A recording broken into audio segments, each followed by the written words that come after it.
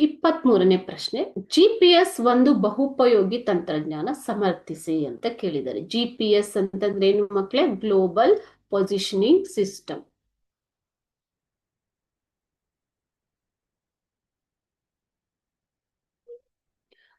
So ಇದರ ಬಹುಪಯೋಗಿ ತಂತ್ರಜ್ಞಾನ ಹೌದು. ಇದರ ಉಪಯೋಗಗಳು ಯಾವುವು ನೋಡೋಣ. ಪ್ರಾಕೃತಿಕ ವಿಕೋಪಗಳ ಸ್ಪಷ್ಟ ಭೌಗೋಳಿಕ ಸ್ಥಾನವನ್ನು ಗುರುತಿಸಿ ಪರಿಹಾರ ಕೈಗೊಳ್ಳಲು ಉಪಯುಕ್ತವಾಗಿದೆ. ಈಗ ಜಿಪಿಎಸ್ ಮೂಲಕ ಎಲ್ಲಾದ್ರೂ ಪ್ರವಾಹ ಆದ್ರೆ ಅಥವಾ ಭೂಕಂಪವಾದ್ರೆ ನಿಖರವಾಗಿ ಯಾವ ಪ್ರದೇಶದಲ್ಲಿ ನಡೆದಿದೆ ಅನ್ನುವುದನ್ನ ಕಂಡುಹಿಡಿದು ಅಲ್ಲಿ ಪರಿಹಾರ ಕೈಗೊಳ್ಳಲು ಈ ಜಿಪಿಎಸ್ ಟೆಕ್ನಾಲಜಿ ಅತ್ಯಂತ ಉಪಯುಕ್ತವಾಗಿದೆ.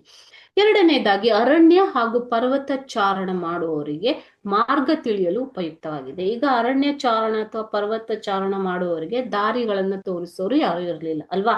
ಯಾರು ಇರೋದಿಲ್ಲ. ನೇವಿಗೇಷನ್. ಸೊ ಈ ನೇವಿಗೇಷನ್ಗೆ ಈ ಒಂದು ಜಿಪಿಎಸ್ ಅನ್ನ ಬಳಸಿಕೊಳ್ಳಬಹುದು. ಮೂರನೇದಾಗಿ ಸಾರಿಗೆ ನಿರ್ವಹಣೆಯಲ್ಲೂ ಕೂಡ ಇದರ ಬಳಕೆ ಹೆಚ್ಚಾಗಿದೆ. ಈಗ ರೋಡ್ ಟ್ರಾವೆಲ್ ಮಾಡ್ಬೇಕು ಅಂತಂದ್ರೆ ನೀವು ಪ್ಲೇಸ್ ನ ಎಲ್ಲಿ ಹೋಗ್ಬೇಕು ಅನ್ನೋದಕ್ಕೆ ಜಿಪಿಎಸ್ ಅನ್ನ ಈಸಿಯಾಗಿ ಉಪಯೋಗಿಸ್ತೀರಾ ಅಲ್ವಾ ಮಕ್ಕಳೇ? ಸೊ ಇದು ಸಾರಿಗೆಯಲ್ಲಿಯೂ ಕೂಡ ಇದರ ಬಳಕೆ ಹೆಚ್ಚಾಗಿದೆ.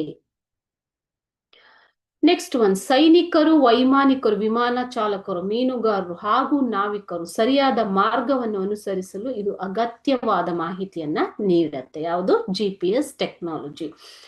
ನಗರಗಳಲ್ಲಿ ಮನೆ ಬಾಗಿಲಿಗೆ ಸೇವೆ ಕೊಡುವ ಸಂಸ್ಥೆಗಳಿಗೆ ಜೀವವಾಗಿದೆ. ಲೈಕ್ ಸ್ವಿಗ್ಗಿ, ಝೊಮ್ಯಾಟೊ ಅಲ್ವಾ? ಸೊ ನೀವು ಕೂಡ ಇದರ ಮೂಲಕ ನೀವು ಒಂದು ವಸ್ತುಗಳನ್ನ ಆರ್ಡರ್ ಮಾಡಿರ್ತೀರ. ಓಕೆ, ಸೊ ಇದು ಎಕ್ಸಾಂಪಲ್ ನಾನು ಕೊಡ್ತಾ ಇರೋದು. ಸೊ ಈ ತರದ ಸಂಸ್ಥೆಗಳಿಗೆ ಇದು ಏನು ಜಿಪಿಎಸ್ ಅನ್ನೋದು ವರವಾಗಿ ಕೆಲಸ ಮಾಡ್ತದೆ.